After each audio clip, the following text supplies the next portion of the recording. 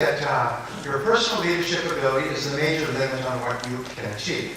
And so leaders have several, well, let me just go through this. Leadership is the most important factor for business success. When a business is in trouble, they don't fire the staff on the loading dock, they replace the leadership. And it's absolutely astonishing throughout history, a new leader is put in charge and the whole business transforms, or the whole military situation transforms. Leadership is the ability to get results. In reading and listening to people talk about leadership, they seem to act as if it's some kind of magic spiritual quality. No, leadership is really down and dirty. It's the ability to get results that are expected of you at this time and this place. They did a study of leadership in Fortune magazine, and they asked, why is it that so many leaders of Fortune 500 companies, in which people who have worked for decades to get to this position, are being fired and being replaced? And the number one answer was failure to execute. Is they were put in that position to get certain results, and they didn't get them. And so they had to be replaced quickly with someone who could. Just like a general in charge of an army was put in charge of that army to win battles. If they're not winning battles, then they are losing battles. And the civilian leadership cannot afford to keep a leader in place who loses battles. It's not good for the future of the country. And so it's the same thing with the business. It is the job of the leaders to win battles, is to get results. So one of the most important questions is your vision. Leaders have a clear vision of the future and a very clear idea of where they're going. And here's the interesting thing is we get so busy in our work that we start to look down. Even though we're climbing a mountain, we take our eyes off the peak and we start to look down and we start focusing on what is called operating. And so every day is just operations. We're just going through the motions. We're doing the work. Instead of having an organizing vision of where we want to go and why we're doing what we're doing. Leaders are the people who give meaning and purpose to work. They're the ones who say, this is why we are doing this. It's not just to get through the day or survive. And my estimation is that the greatest vision that you can have is to be the best in your field. Peter Drucker said that if your goal is not to be a world leader when you start a business on your kitchen table, you'll probably never succeed in business.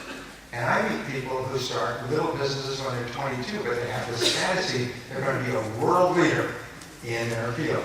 Like this little bespectacled kid from Redmond, Washington, named Bill Gates. This little computer geek that all the girls ignored, and today they just love to be near him. And he had a vision. In his vision, do you remember the Microsoft vision? What was it? A computer on every desktop. And that was his organizing principle from the time he was a 22-year-old geek with nothing going on, and dropped out from college. A laptop on every desktop. And now, what adult in a civilized world doesn't have a laptop or a computer or several thereof and upgrades them and buy? In other words, transform the world with a simple vision. Of course, many more of the richest people in history at the same time, which is also nice. So, leaders have the courage to take action with no guarantees of success. This is important. The fear of failure is the greatest single obstacle to success in adult life. We're so afraid we might lose money, or lose time, or lose our investment, or even lose the approval of other people, that the fear holds us back. And leaders have the ability to push through fear. Now, there's a little line that says, feel the fear and do it anyway.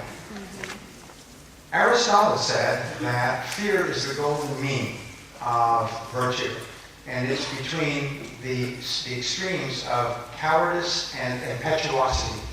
And fear is the golden mean. And the way that or courage is the golden mean between the two.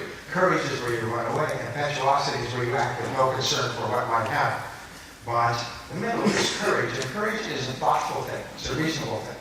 And one of the things I learned about fear is that you can overcome fear, as Aristotle said, by behaving with courage whenever courage is required. And the interesting thing about courage is that all of us are afraid. We're all afraid. In times of turbulence and uncertainty and insecurity, we're fundamentally afraid for security, for our income, for our home, for finances, for the approval of other people. So what's the difference between the brave person and the coward? Well, the brave person has the same fears as the person who allows their fears to overwhelm them, but the brave person steps forward toward what they're afraid of. They face their fear, they confront the fear, and they do the thing they fear. Whereas the average person backs away from the fear. And here's the great discovery. If you do the thing you fear, the death of fear is certain. The death of fear goes away when you act courageously. So when you move toward something you're afraid of, a person, a circumstance, usually some of the things we're most afraid of are either loss of money or confrontation with some other individual. And if you move toward it, the fear becomes smaller and under your control. If you avoid it and move away, it becomes enormous and can start to dominate your whole life. And everybody here has had a situation where they have finally taken a deep breath and dealt with a fear situation, and it just disappeared. But that wasn't so bad at all. I'm still alive. I haven't lost any limbs. It was incredible. And so what you do is you develop the habit of courage by acting courageously whenever courage is called for. And soon you will reach the point where you're just really not afraid. You're cautious, you're thoughtful, but you're just not afraid to speak up. You're not afraid to take action. You're not afraid to take risks. And that's where you want to be, because you feel liberated when you have no fears. If you have fears, all of those, they hang over your head like that sword of Damocles swings above your head. When you have no fears, then all of your mental energy is free to do things, to be things, to think more creatively. Fear shuts down your creative ability. Fear shuts down your ability to think intelligently and make good decisions. So getting over the fear liberates your mental ability, and you can do it by realizing that fear is learned and it can therefore be unlearned. Based on psychology, there is no place in your subconscious mind where fear locks in. In other words, it's not fixed. It's not as if a fear is fixed. It floats. It's like an unwanted visitor wandering around your house when you're not there. You can get rid of the visitor. And the way you get rid of the visitor is you confront the visitor and tell them to leave. All right? In other words, you do the thing you fear, and the fear disappears. And so you can develop that habit of courage just simply by making a decision whenever I'm afraid of something.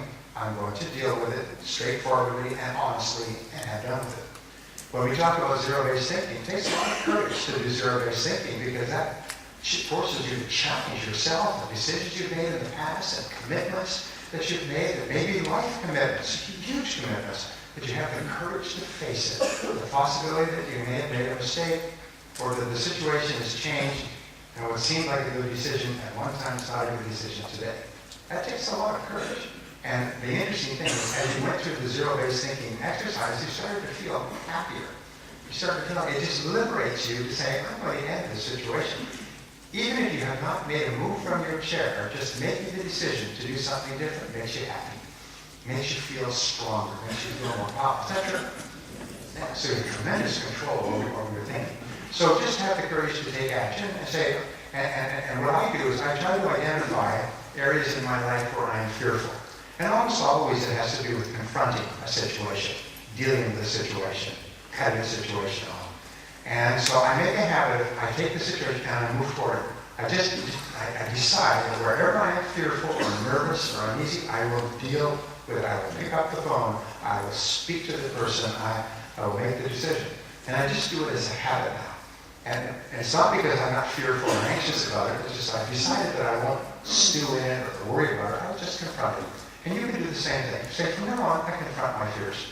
I don't avoid them, I still look them squarely in the eye, and they go away. Just like an unwanted intruder. And that's what leadership does. Leadership has courage.